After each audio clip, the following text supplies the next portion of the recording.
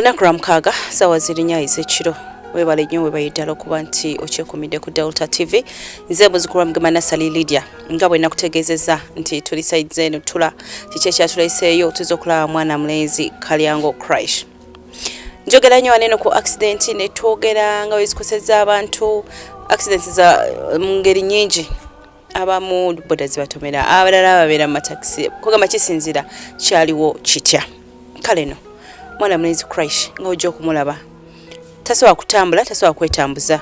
bamukwata bukwasi bwabanga alina walaga ne bamusitula nga omwana omuto ate ng'olaba omuntu mukulu mutuufu ayinza okumutunya ne weewunya n'ogamba ye accident ereetedde omuntu okuba bw'atyo twandibadde tulowooza nti kale oba okugulu kwakutukako nga kwomu naye agenda kuba ng'atubuulira emboozi ye kintu kyatandika kitya obulamu bwayiseemu bwo bubadde butya n'okutuuka essaawa olunaku lwaleero lwasayiddewo nti banange nange mpeya kimpitiriddeko kangendeko mu programu eno ndabe oba abantu bayinza okunyamba obulamu abuyisaamu atya. Delta TV nyongera kugamba nti beera programu ebintu bizibu biba bizibu by'abantu mu ngeri emu oba endala gwe kyowulira nti ddala kizibu naye nga nyongera okubagamba nti mikwano mwenna abaliyo abatulaba tetwagala mumalemu bantu bano maanyi gwe bw'obanga osobola okulya ekyemisana ekyeggulo omuntu najja ku programu nga tasobola kufuna yadde ekyemisana bwe togamba nti ate ekyo si kizibu because mubiŋŋamba tinasali tetwalabyemu ekyo si kizibu kati nno nkubuulira bw'obanga osobola okulya ekyemisana ekyeggulo waliwo atasobola kukifuna ye nga kyekizibu kye ekinene ate nga gw'olaba si kizibu naye nyongera ne nkugamba nti wadde nga gw'olaba oli bulungi tolina kikutawanya kyamaanyi essaawa esobola okutuuka kubanga ebya mukama bizibu essaawa esobola okutuuka mwana tunga gwe yali agamba nti tolabyemu nga te essaawa eyo gw'oli mu programu eno Delta TV katabe crash tovaako kale maama nange nsanyusa obbasanga okwerekereza obudde bwammwe mujja ne mbuuliza ku nsonga zange mbeera gyonna gyenkola ki gyendiko gyolimu crash olina emyaka myaka 26 tosobola kutambula bakusitula busituzi nafuna obuzibu ennaku z'omwezi 29 2013 nali muvuzi wa mmotoka nenga nkola emirimu nga nvuga kyotera mitukula taxi Masaka bwete nga embeera gyentambulira naye nga nyina emmotoka gyenvuga yali kigege kubanga nanyini waayo yali abeera bweru yagikola ki yagindekera kati nga nyinawo n'emmotoka entono yali pulimu nayo ngivugamu nga lowera nga ng'omugamba nti omuntu waba akwesize akulekera ekintu ate nga alaba embeera ni mwana muto nga obuvunaanyizibwa bwemukola ki bwenyina nga bakola ki nga bannyamba nga mbeera n'ezo emmotoka nali nvuga ku kkubo awo nenkola ki nga nvuga embeerawo nga nvuga kati nfuna omuntu nga asuubula omuceere yali Tanzania aguleeta mu kyotera kati abeeranga ng'omuntu ng'alina amazima kati neefunayo munnange oli yali nga kitange kubanga era ekisa kye nali nnyina n'embeera gye nali neeyisaamu kati n'ekitange oyinza oga taata wange akola ki anzaala nga nebamanyi ne bakoze omusango yakola ki bafuula ne bakola ki bagamba mutabani wakoze wati ne waati nembeerawo empolampola kati emmotoka lumu naye siina mmotoka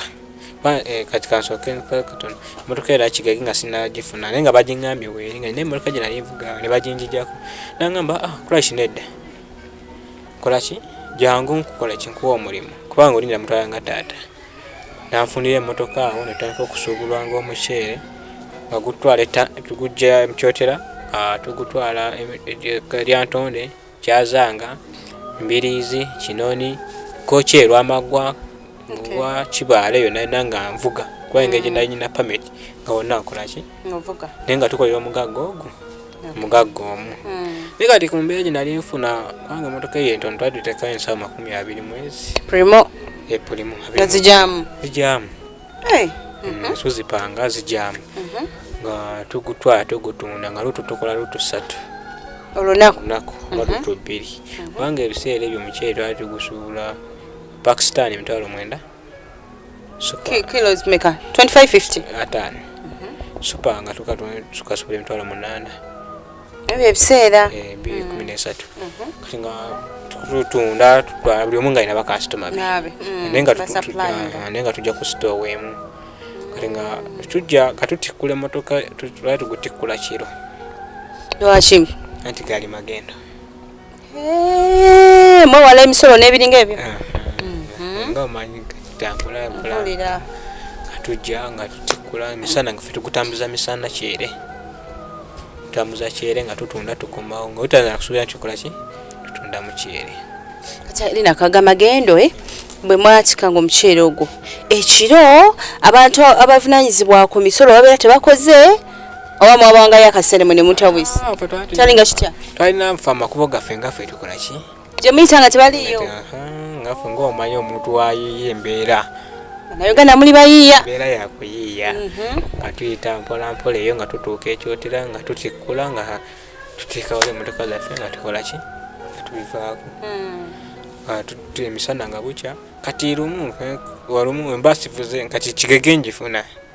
kati nga ntandika okuvuga kigege nga nvuga nene ntono naye nga mbuzaabuza kubanga gali agali amagendo katusobola kukola ki kintu okubeeraawo tibakimanye olina okubuzaabuza embeera eyo gyokola ki nga nebekutegeera bale nnyo kati nga olumu kigege eno njivuna gwenjiwa nga nenkwata eno entono nga nkola ki nga ntambuza emmali y'omugagga kati ngaono omusajja ekintu maama ekyova olaba omuntu goyinza okumulaba nga munno ate nga yakulyamu olukwe wetugenda kukola ate nga ye yandiivula yawendula abasirikale nga bankwata ate nga tebakola ani gwalinga okola naye yantwala ku mulimu ogwo bamuyita mawanda yakuyingiza mweno ddiiro y'okutambuza omuceere mawanda akumada eyanyingiza awo nga tukola ate ye nga alina emmotoka ye naye yali avuga ebyo byamagendo nga tufuga ffe buli omu akwata kuwalidye nga nina emmotoka ate nga nvuga ya boosi naye ye nga ate nga mpendula ate yali yekolera ye nga ye ffenna twalikoleramu omusajja omu naye nga tengeri obuvunanyizibwa nali nyina amazima nga akola ki nga agamba omuceere gukoze eki guwedde mu sitoowa gwe ngupangisiza gwonna guweddemu gwonna ogwo gusigaddemu gwange ekiwulira maama angamba tekirina buzibu ngaonagamba omuntu nina kati obanga aganye nja kuvuga emmotoka yange eri kigege nkola ebirala kati nga emmotoka yange gye bakwata emmotoka yange yetandika okufuna jaamu ngenda okugenda otiikwa kubanga ogenda okuva ku sitoowa oba omaze okukola wooda weekola ki ogutwala obutikkula otuuka wali otikkula butikkuzi emmotoka n'ogijja okudda kola ki kubanja ssente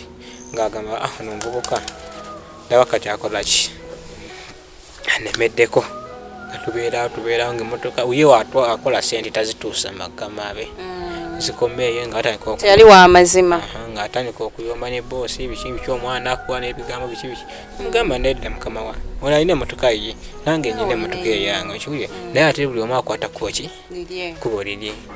era be mwali musupply nga bali banjawulo nga olagamba omuntu akuba amaze okukolaga ekkubo nti ono batwalawe batenekalinganzi nga mumaze ng'omanyi omuntu waba akuwadde ekintu gweotandika kukola ki kweyiiya kufuba okukoze ntya njawuddeko ntya mbeera ntya embeera weeri ate ng'enjawulo gye twali tukuwako yali nnene kiwulira kubanga sawa wali okasobolanga emitwalo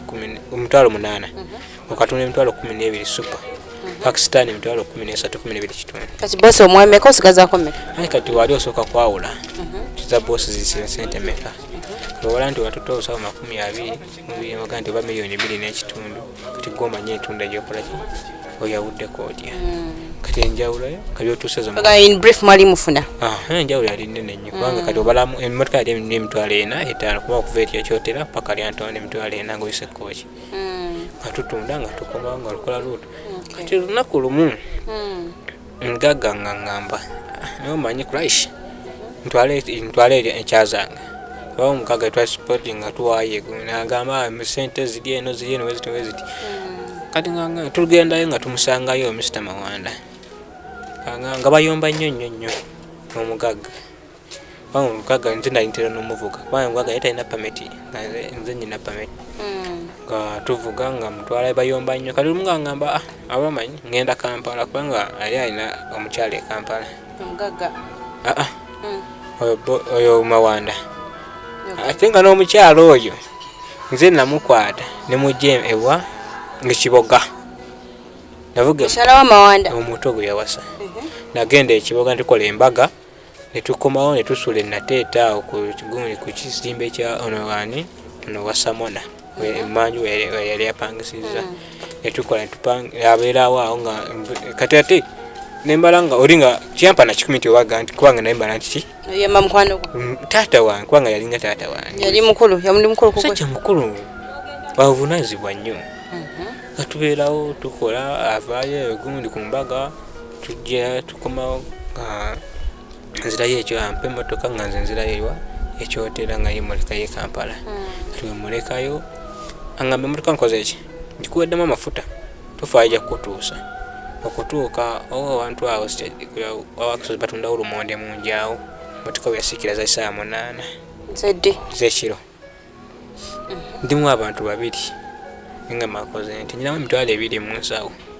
ngamba ya rabbi koze nti nga omumanyi omuntu driver otetenkanya nnyo nengenda nga nkuba endobo mpaka natuuka e Masaka ku Gudu Shero emmotoka nga esisa amafuta kati ekirungi kye baali bamanyi badriver bali bamanyi nasangawo ne bampawo amafuta ga mitwalo 3 ne mbagamba nja kubawa ssente ne ntuuka emmotoka yalimu ne maama we alina okufuna obulanzi bw'okumutuusa ewaka ate nze nziregwa ewaka tukomanyi embeera y'ekiro tutambula ne tutambula muki obugubi otuuka mpakinga emmotoka nga nkola ki nga nvaawo nga ngenda ewange nga bulungi nga nvaayo nga tubivaako nga mbeerawo mpola tubeerawo ate nga olumu n'omuceere guba gugwo ogumu ng'aleeta oguno ogwegundi ogwe Uganda ng'agutabula mix kati ogwotunda wetutyo kati embeera eyo tuyita mu mbeera eyo yabugubi embeera mu mbeera yabugubi nga makoze ntya kati olunaku we nafuna accident kati nkwata kigege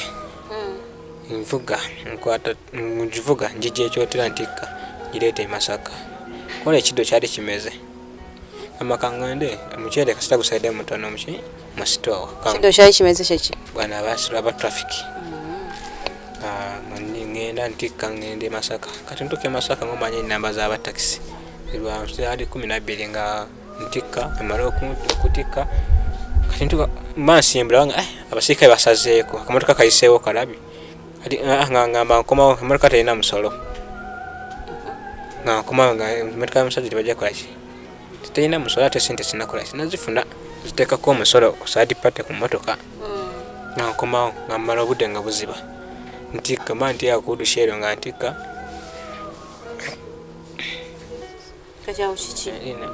gatula ekiseera gagira ekiseera ne gakankana gokka oba nenyira nyimiridde gakolaki gajugumira nza okuba nga ntudde nga gabuukabuuka mu bbanga gokka era buno bugere tebukolaki tebweyamba tebusobola kuzannya bwebuti temunnange nga emmotoka bagikwata batrafiki bagikwata aba ose mbeera nga ya rabbi era omuntu ng'omwekisiraani nga naye taggwayo kyenda kankwata eri emmotoka entono ngende ntunda omuceere neno nja gikolaki nja kugijjayo nja gijja ku poliisi kubanga oli waba akwadde ekintu kyofubanga nnyo n'okolaki n'okijjayo nakikulekera nga bakikoze eki njagamba manyi nja gijjayo kati munaye nga ntuukaawo embeera awo nga nkolaki kati nga nkwata eno entono kole nagenda ne mukama wange emmotoka gye nakolaki nagenda naye nga tutikka omuceere ogwalimu kati oli twagumumma Mawanda twagumumma agamba kale noki mwagumumma mwali muzudde emizeege kati oli yali amuzudde emizeege naye nga tayagala mulaga kati nga tutwala omumaali tukoma tutunda tukomawo ayiseero twatulina miliyoni zaali 12 naye nga twatubanjiza n'okubatubanjazo nga bazikoze eki bazituwadde nga tukomawo kati nga mbale nemmotoka ntwala luutu nja kwawulako njija emmotoka yone kubanga eno mba njijja ensolo giwa omuntu n'akolaki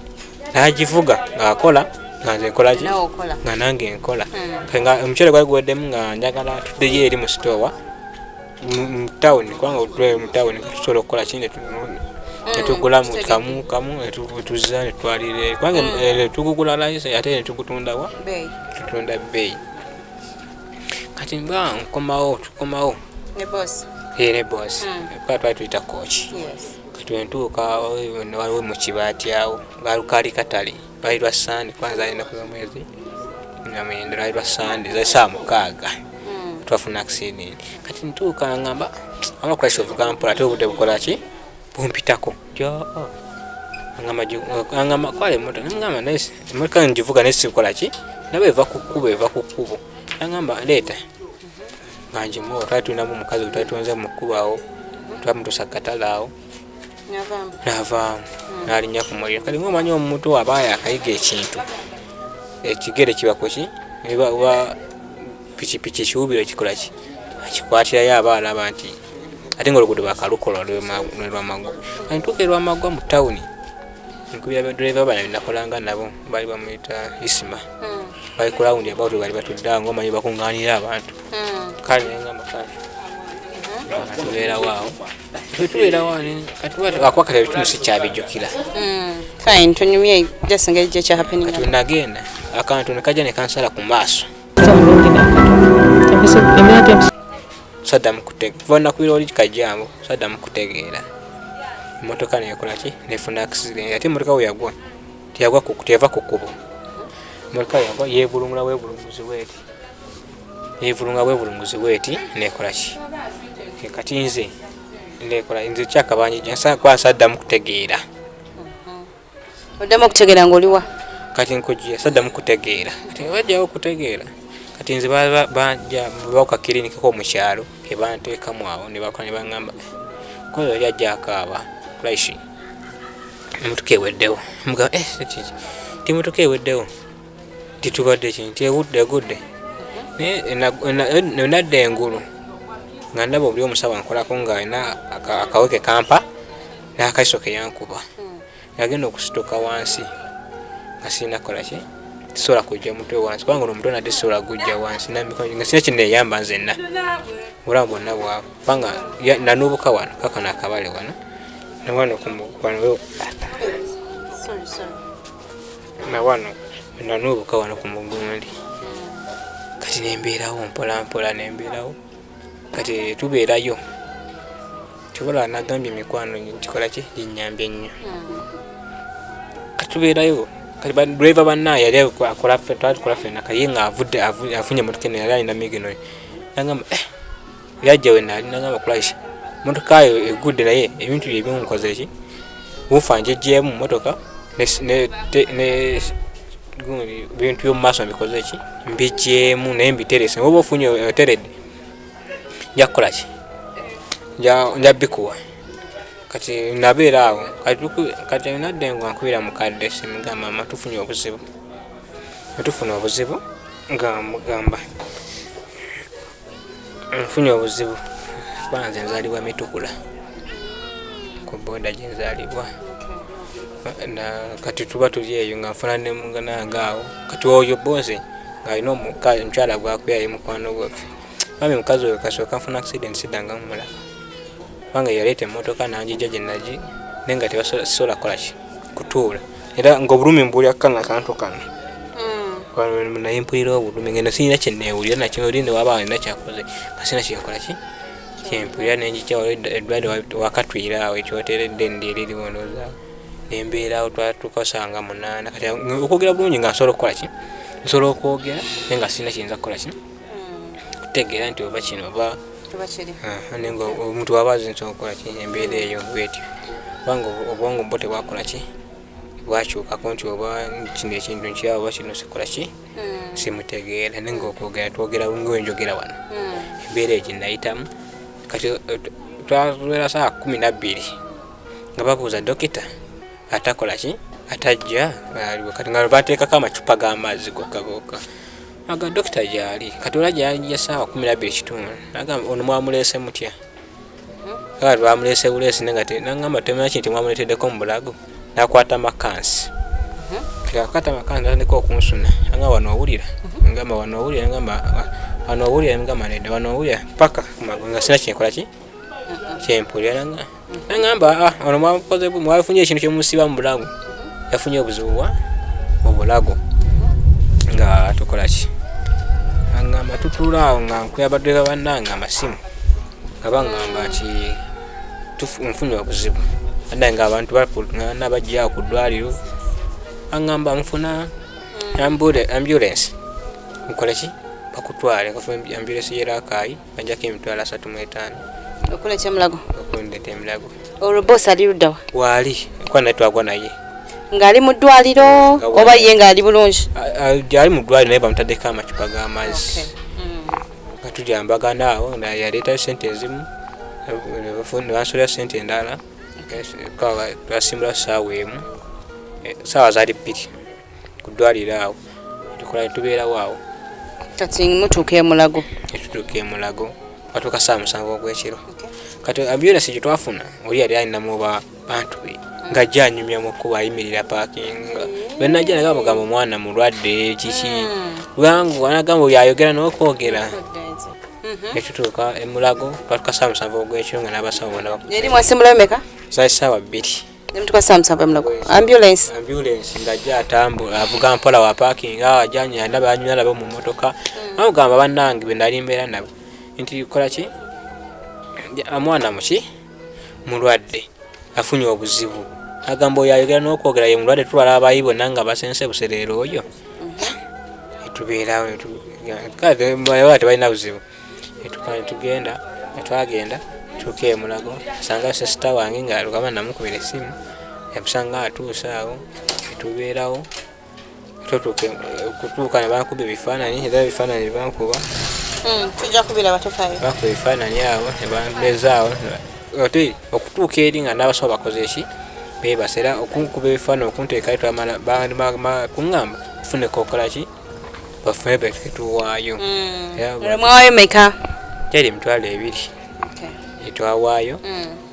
sawo gye yali yaze najja nakola ki nankolaka nakubayo ebifaananyi naddala neyeba kati bafuna akatanda nenzirawo kati embeerawo ne banjijjayo eri enkeera ne banjijjayo ne bembeerayo awo ne bandeeta kati bafuna spinal cord wodi 7 ne bakukyusa ate nabo obugunji obutanda nabo bamala kukola ki kafunako omuntu ne bakamujjako ate netuwaayo kituwadde ne bakuba ekitanda buterevu okyala wa Delta TV okyala wa programu ebintu bizibu ne muzukulu Mukama Nasali Lydia tukyaline crash mbozi ya crash ebintu bizibu mu butuufu agezako otunyonnyola engeri kiki ekyamutuusa wano bwali obulema buno obw'ekikulu nga teyali mulema bwavaawa kale abadde tukiramuko engeri gyafunamu accident atuyamukoko process mudwaliro na biki nebiringa ebyo naye nga tukugamba nti tukyagenda maaso tugenda kwata omulamu katono nnyo kale ino bwe tukomawo tugenda kuba tumaliriza emboozi ya crash nga tubuulira ddala embeera emusiza etya okuva lwe yafuna accident okutuuka essaawa y'olunaku olwaleero ali atya obulamu butambula butya tovaako kati omulamu nanga abakuseebudde naye polweraga nti ozadde omwana eraga nti ozadde